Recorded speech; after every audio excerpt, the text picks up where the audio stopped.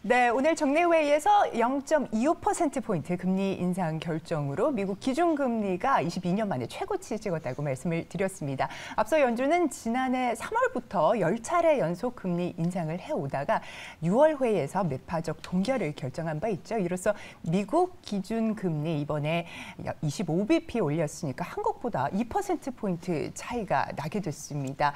역대 최대 금리 역전차를 기록했는데요.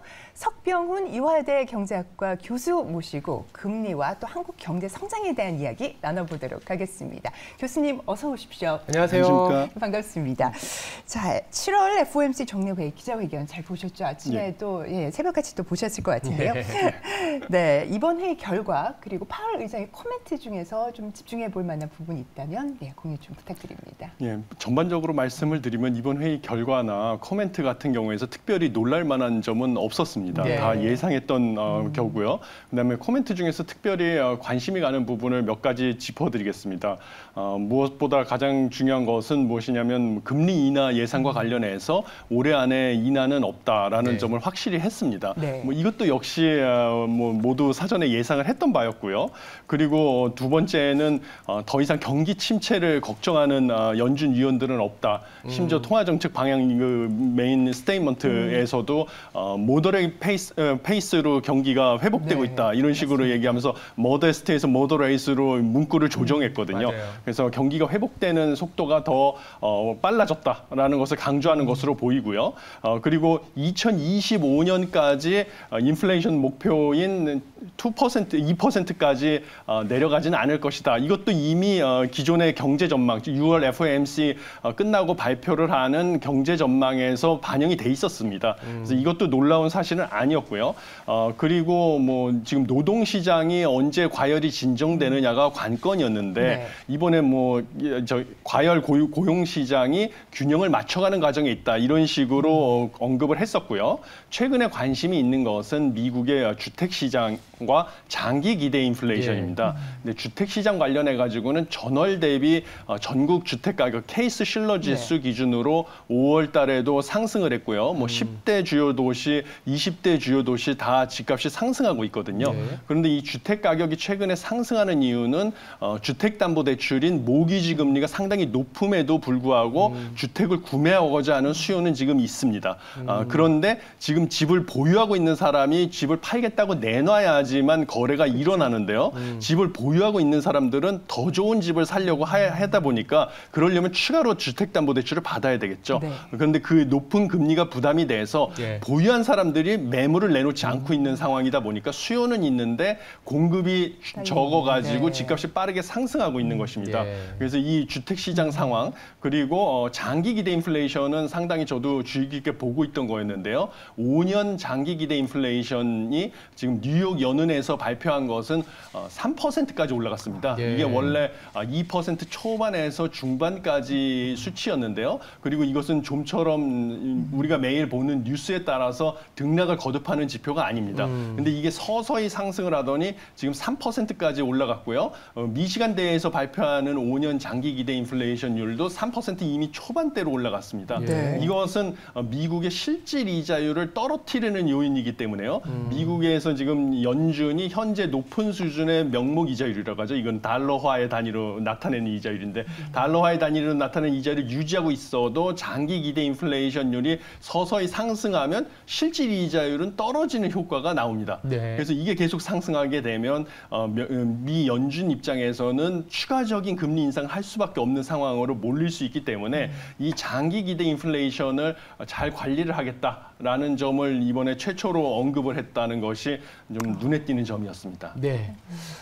굉장히 중요한 그리고 간밤에 있었던 포인트들을 잘 정리를 해주셨는데요. 시장에서는 사실은 이 포인트는 어느 정도 아까 말씀하신 것처럼 다 반영이 돼 있고 저는 노잼이라 그랬고 외신에서는 넌 이벤트라는 얘기를 했는데 그만큼 넥스트 단계에 대한 시장의 관심이 더 집중이 됐었던 것 같아요. 자, 이제 금리 인상은 그래 22년만 뭐 5.5% 다 알고 있었어. 그만큼 우리는 또 충격을 받아왔고, 그건 다음에 금리 인하가 언제 있을 거야, 이러한 부분이었는데 명목적으로는 올해는 없다라고는 하지만 단서들은 좀 있을 것 같아요. 그리고 저는 봤을 때 물가를 조금 더 이제 보겠지만 헤드라인 CPI보다는 이제 코어 CPI를 보겠다, 이런 코멘트도 좀 있었거든요.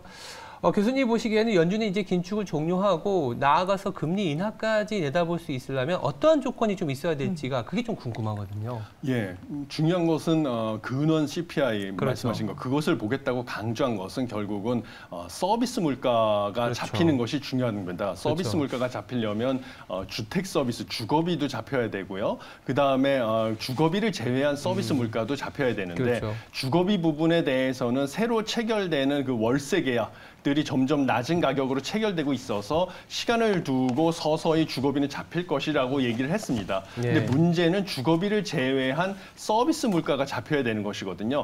근데 이것은 서비스 산업에서 인건비가 차지하는 비중이 크기 때문에 결국은 인건비가 잡혀야 되는 것이고요. 우리가 인건비의 기준으로 보는 것은 시간당 평균 임금 상승률이 되겠습니다. 그렇죠. 시간당 평균 임금 상승률이 가장 최근에 발표된 자료에 따르면 4.4%입니다. 전년 동월 대비 4.4%고요. 이거보다 더 포괄적인 지표가 고용비용 지수인데요. 고용비용 지수는 임금에다가 그 노동자들이 받는 베네핏까지 포함된 것입니다. 여러 가지 혜택들이나 뭐 그 사회적인 보장보험 이런 것까지 포함된 개념인데요. 고용보험 비용 지수 같은 경우도 전 분기별로 분기 자료로 봤을 때 전년 동기 대비 4.8%나 인상이 됐거든요. 그런데 이게 3.5%까지 내려가야만 서비스 물가가 잡히고 미 연준이 생각하는 2% 물가 상승률을 달성할 수 있다고 보고 있습니다. 왜 3.5%냐면요. 그 미국의 노동 생산성 증가율이 장기 평균치가 1.5%고요. 거기에 미 연준의 물가 상승률 목표치가 2%라서 두 개를 더한 게 3.5%입니다. 그런데 이게 좀처럼 현재 시간당 평균 임금 상승률이 4.2%까지 내려갔다가 다시 4.4%로 올라왔거든요. 그래서 좀처럼 그 아래로 내려가지가 않아가지고 이걸 달성하기 위해서는 지금 높은 수준의 기준금리를 상당 기간 유지해야 될 것이다. 저는 내년 하반기, 빨라야 내년 하반기에나 기준금리를 인하를 할 가능성이 있지 않을까. 좀 시장의 전망보다는 좀 비관적으로 보는 편입니다. 네, 알겠습니다. 네, 시간당 평균 임금 상승률을 주목하신다라는 말씀을 주셨고요. 현재는 4.4%인데 3.5%까지 내려가는 거, 내년 하반기 정도 금리 인하 가능할 것이다라고 말씀을 좀 해주셨습니다. 저희가 국내 경제 이야기를 좀 여쭤보고 싶은데요. 국내 GDP 성장률 발표가 됐는데 두 분기 연속 0%대 성장을 기록했습니다. 특히 2분기에는 불황형 성장이라고 평가가 나오고 있는데 한은에서는 그렇지 않다, 경기 부진이 완화되고 있는 흐름이다라고 딱 선을 그었습니다. 이렇게 어떻게 보면 평가가 엇갈리는 이유는 배경이 어디 있을까요? 아무래도 한국은행은 기존의 수정 경제 전망에 따르면요, 상반기에 경제 성장률을 0.8%로 전망을 했었습니다. 그런데 실제로 발표된 그 속보치 자료에 따르면 0.9% 성장을 했습니다. 그래서 한은의 예측치보다는 조금이지만 약간 높게 나온 점, 이것을 긍정적으로 보고 있고요. 우리나라 경기가 살아나려면 결국은 수출이 살아나야 되는데요. 수출이 전년 대비 감소폭이 점점 줄어들고 있는 점, 이런 것을 주목하고 있습니다. 한국은행은. 그렇지만 사실 저는 이렇게 낙관론을 펴기에는 너무 시기상조가 아닌가 하는 생각을 하고 있는데요. 중요한 것은 매달 그 조업 일수가 다릅니다. 휴일이 숫자가 다르기 때문에요. 그래서 이 조업 일수를 고려해서 일평균 수출량을 비교해 보면요, 전년 동기 대비 일평균 수출량의 경우에는 사실 감소하는 추세를 보이고 있지는 않습니다. 그래서 아직 수출이 회복되고 있다는 조짐이 데이터상으로 확인이 되지 않고 있고요. 그다음에 이것 외에도 우리나라 수출은 결국은 중국이라는 단일 시장에 대한 의존도가 크고요. 반도체라는 단일 품목에 대한 의존도가 큰 게 문제인데요. 중국의 경기 회복 속도도 시장의 예상보다 느린 점. 그다음에 중국이 경기가 회복돼야만 그 모바일 폰에 대한 수요가 늘어나고 중국의 모바일 폰에 우리나라의 반도체가 많이 쓰이거든요. 근데 중국 경기 회복 속도가 느리니까 모바일 폰을 교체하고자 하는 수요도 올라가지 않는 것이죠.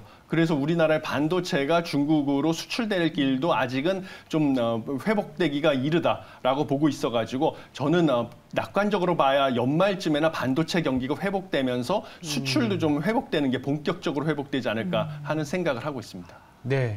뭐 저희가 GDP 이렇게 그림에도 나와 있습니다만 저도 GDP를 봤을 때 사실 우리가 뭐 교수님이라서 아시겠지만 C 플러스 I 플러스 G 뭐 X 마이너스 M이거든요. 예. X 마이너스 M 그 수출 빼고는 다 부진했어요. 민간 소비, 정부 소비, 기업 투자 이게 사실은 모든 경제 주체들의 소비 활동이 부진하다라는 부분인데 일각에서는 경제가 나아진다 이런 얘기도 있긴 합니다만 근데 연간 성장률 1.4% 맞추려면 그러니까 외부에서의 활동을 기다릴 수밖에 없는 상황인데 그거 갖고 할 수는 없는 것 같거든요. 어떻게 해야 우리가 1.4%까지 갈 수 있을까요? 예, 뭐 여러 전문가들마다 네. 해법은 다른 상황인데요. 그렇죠. 제가 생각하는 해법은 이렇습니다. 지금 사실 뭐 정부 지출을 늘리는 것은 세수 펑크 우려도 있고요. 그렇죠. 그다음에 정부 소비 지출을 늘리게 되면 추가적으로 물가를 상승시킬 그렇죠. 요인이 있습니다. 그래서 정부 소비 지출이 지금 줄어들어서 뭐 경기 침체를 가속화시킨다 이런 우려가 있지만요. 그것은 저는 맞는 방향이라고 봅니다. 물가를 먼저 안정시키는 게 우선이고요. 예. 한국은행도 물가를 안정시키기 위해서 높은 수준의 기준금리를 유지하고 있는데 재정정책, 정부의 재정정책도 여기에 보조를 맞춰서 불필요한 재정 지출을 최소화해가지고 좀 허리띠를 졸라맨 다음에요. 그러면 소비자 물가지수 상승률이 떨어지는 속도가 더 빨라집니다. 네. 그러면 4분기 정도 됐을 때 두 번의 우리가 금융통화위원회 회의가 예정이 돼 있는데요. 네. 두 번 중에 한 번 정도는 저는 0.25%포인트 정도 선제적으로 기준금리를 인하할 수 있다고 봅니다. 네. 왜냐하면 그러면 우리나라 기준금리가 3.25%가 되지만요. 네. 그래도 한국은행에서 이미 발표한 2에서 3%라고 하는 중립금리, 오늘 미 연준의 기자회견에서도 중립금리 얘기가 많이 나왔는데요. 네. 중립금리보다 기준금리가 높으면 그 수준만 유지해도 물가는 추세적으로 떨어지게 돼 있습니다. 그렇죠. 그래서 우리나라 기준금리가 3.25%가 돼도 물가가 떨어지는 속도가 지금보다는 느려지지만 물가는 떨어지거든요. 네. 그래서 연말에 4분기에 기준금리를 0.25%포인트 인하를 하게 되면 이것은 소비를 늘리고 투자를 늘리는 계기가 될 수 있습니다. 그래서 소비와 투자를 늘려서 아까 앵커님께서 지적해 주신 것처럼 뭐 C 더하기 I, 소비 그렇죠. 더하기 투자 더하기 정부 소비 지출 더하기 순수출인데요. 순수출은 대외적인 요인이 있기 때문에 우리 정부가 어떻게 할 수 있는 게 아니고요. 그렇죠. 정부 지출도 정부가 늘리면 물가 상승 요인이 그렇죠. 되니까 안 되고요. 결국 소비와 투자를 살리기 위해서는 0.25%포인트 정도 선제적으로 기준금리를 인하하는 식으로 대응하는 게 바람직하다고 보고 있습니다. 예. 그렇게 보면 약간 뭐 시간이 조금 남아서 추가 질문해 보면 연준은 내년에 금리를 낼 수 있다고 했고 예. 한국은행은 이번 연말에 낼 수 있다. 그러면 저는 조금 우려가 되는 게 지금까지는 한미 금리 차에서 그렇게 걱정 안 했거든요. 근데 금리를 우리가 먼저 내리면서 가는 금리 차가 벌어지는 건 성장률 둔화를 인식하기 때문에 환율이 요동칠 수가 있어요. 예, 뭐 네. 중요한 지적이십니다. 그렇지만 그래서 제가 먼저 허리띠를 졸라매고 물가를 빠르게 하락시키는 거를 지켜본 다음에 기준금리 인하를 고려할 수 있다고 말씀을 드린 것이거든요. 네. 그러니까 원달러 환율 같은 경우에는 한미 금리 차에 의해서 영향을 받는데요. 그 영향은 경제학 이론에 따르면 단기에는 그렇게 영향을 받습니다.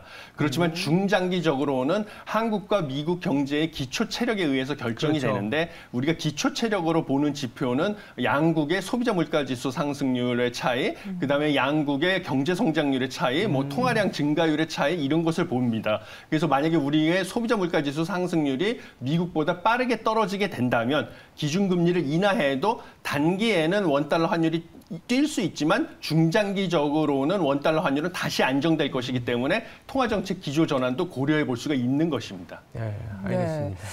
네, 오늘 이렇게 또 FOMC 금리 결정 맞아서 특별히 모셨습니다. 석풍 교수님 오늘 말씀 대단히 감사합니다. 네, 감사합니다.